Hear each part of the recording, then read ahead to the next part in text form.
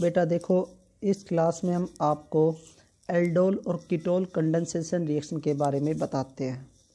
तो पहले एक बार मैं आपको बता देता हूँ कंडेंसेशन का मतलब क्या होता है। वैसे तो बेटा बहुत ज़्यादा वो नहीं है इम्पोर्टेंट, फिर भी आपको पता होना चाहिए कंडेंसेशन का मतलब क्या होता है। कंडेंसेशन का मतलब होता है बेटा, जब हम रिएक्टेंट को आपस में इंटरमिक्स करते हैं तो उससे एक सिंगल प्रोडक्ट बनता है विथ एलिमिनेशन और विदाउट एलिमिनेशन, तो उसको बोलते हैं हम कंडेंसेशन। बट यहाँ पर बात कर रहे हैं हम एल्डोल और कीटोल रिएक्शन की। ये होता क्या है बेटा, एल्डोल कीटोल रिएक्शन होती क्या है? मोस्ट इंपॉर्टेंट है बेटा सीबीएसई एग्जाम के लिए, अदर्स बोर्ड एग्जाम के लिए। यहाँ से आपके लिए 100% क्वेश्चन आता है बेटा, चाहे वो कंप्लीट द रिएक्शन पूछे या डायरेक्ट पूछ लेता है एल्डोल कीटोल कंडेंसेशन। और बेटा इसमें हम दो टाइप की पढ़ते हैं, एक पढ़ते हैं सेल्फ एल्डोल कंडेंसेशन और एक पढ़ते हैं बेटा क्रॉस एल्डोल कंडेंसेशन। सेल्फ का मतलब होता है सेम से बेटा इंटरमिक्स करना, और क्रॉस का मतलब होता है डिफरेंट से इंटरमिक्स करना। तो बेटा इससे पहले मैं आपको एक प्रॉपर्टी बताते हैं, इसमें होता है क्या एल्डोल कीटोल कंडेंसेशन। आप इसमें जब आप बुक में पढ़ते हो तो इसमें लिखा आता है रिएक्शन विथ एल्कलाइल, मतलब बेस से रिएक्शन करते हैं, बेस के सॉल्यूशन से रिएक्शन करते हैं। जो एल्डिहाइड कीटोन है वो बेसिस सॉल्यूशन के साथ क्या करता है, रिएक्शन करता है। तो वहाँ पर हमें क्या मिलता है, एल्डोल और कीटोल मिलता है।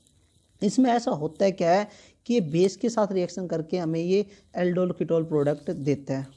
तो बेटा इसमें देखो, जो हमारे पास एल्डिहाइड या जो कीटोन ग्रुप होता है, जो बेटा देखो इसमें क्या होता है, एल्डिहाइड होता है या कीटोन, दोनों में कोई सा ले सकते हो। दोनों क्या होते हैं बेटा, कार्बोनाइल ग्रुप होते हैं। और जो कार्बोनाइल ग्रुप होता है ना बेटा, ये होता है electro withdrawing group. Electro withdrawing group का मतलब हो गया बेटा माइनस आई इफेक्ट को शो करते हैं। ये क्या शो करते हैं बेटा, माइनस आई इफेक्ट को शो करते हैं। तो ये बेटा जिस कार्बन से अटैच होता है ये फंक्शनल ग्रुप या कार्बोनाइल ग्रुप, उस कार्बन पे क्या कर देते हैं, इलेक्ट्रॉन डेंसिटी को वीक कर देते हैं।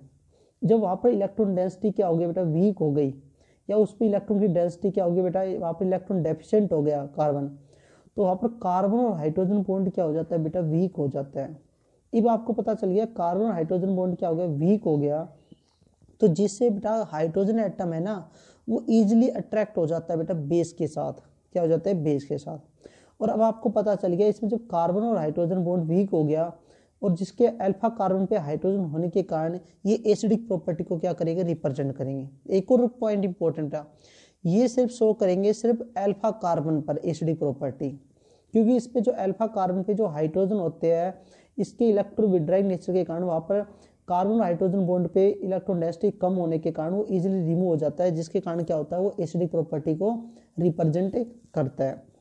अब आपको पता चल गया एल्डिहाइड कीटोन ग्रुप होते हैं या जो हमारे कंपाउंड होते हैं वो कैसे बिहेव करता है, एसिडिक। और जो एसिडिक बिहेव शो करता है वो सिर्फ शो करता है बेटा अल्फा कार्बन पे, जिसके कारण ये बेस के साथ रिएक्शन करके क्या बनाते हैं, कंपाउंड बनाते हैं इनोलेट फॉर्म।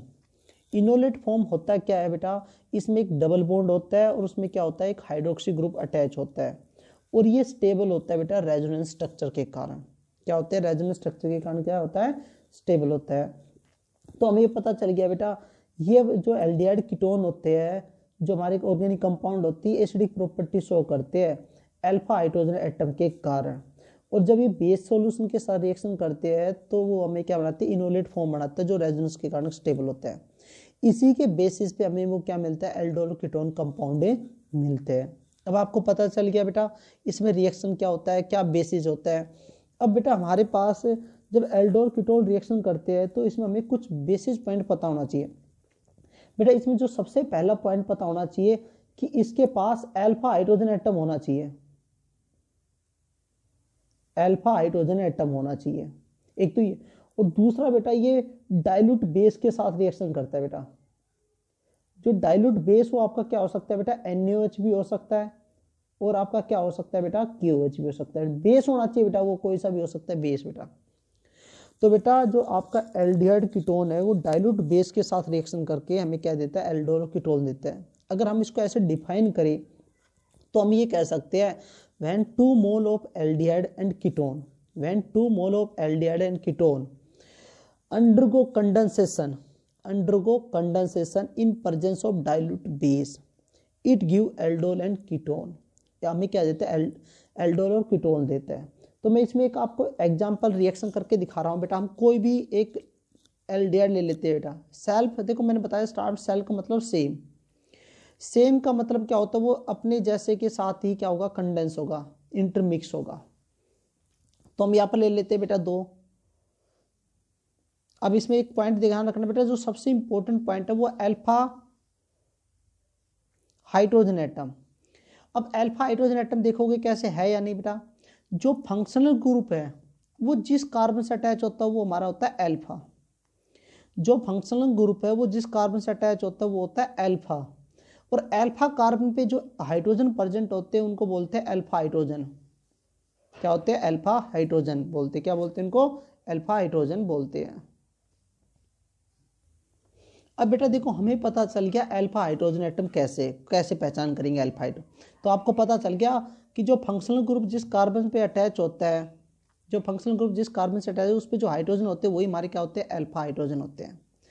अब बेटा जो हमारे सेल्फ लेते हैं दोनों अंडर क्या हो गए, कंडेंसेशन हो गए। और किसके प्रेजेंस हो गया बेटा, डाइल्यूट बेस के प्रेजेंस। बेटा ये पॉइंट सबसे ज्यादा इंपॉर्टेंट याद रखना। तो बेटा देखो इसमें इंपॉर्टेंट पॉइंट क्या है, ये डाइल्यूट बेस के साथ रिएक्शन करेगा।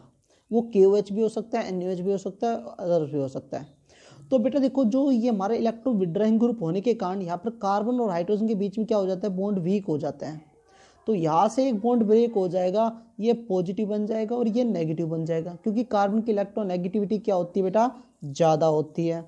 और इसमें बेटा जो कार्बोनाइल ग्रुप है, आपने पहले स्टार्टिंग जब पढ़ते हैं तो हम बताते हैं ये इलेक्ट्रो न्यूक्लियोफिलिक एडिशन रिएक्शन और सब्स्टिट्यूशन रिएक्शन दोनों देते हैं। तो यहाँ पर नेगेटिव आ जाता है और यहाँ पर क्या आता है बेटा, पॉजिटिव आता है।